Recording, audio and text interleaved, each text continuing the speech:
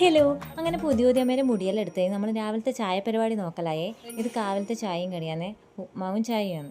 നമ്മളിങ്ങനെ വെയിറ്റ് ചെയ്ത് കാത്തു കെട്ടിയിരിക്കുന്ന സാധനം ഇപ്പോഴൊന്നും കിട്ടാൻ യാതൊരു ചാൻസും ഇല്ല കേട്ടാ.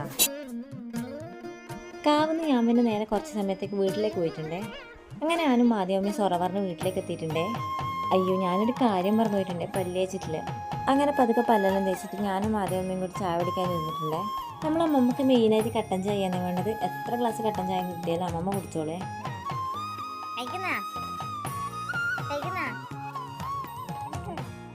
അങ്ങനെ നമ്മൾ കട്ടൻ ചായ എല്ലാം കുടിച്ച് നേരെ കാവിലേക്ക് പോയല്ലേ. എല്ലാവരും ഇവിടെ ഉച്ചക്കത്തെ ഭക്ഷണത്തിന് തയ്യാറെടുക്കലാണ്. നമ്മൾ ഉച്ചക്കത്തെ ചോറിലൂടെ കളിച്ചുകൊണ്ടേ ഇരിക്കുന്നുണ്ട്. അങ്ങനെ ചോറും കറിയായോ എന്ന് നോക്കി ഞാൻ കട്ടൻ ചായ കുടിച്ച സമയം നിട്ടുന്നുണ്ട്.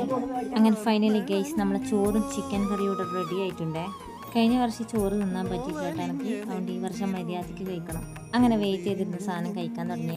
ബാക്കി വീഡിയോ മറക്കാതെ കാണണേ ടാ.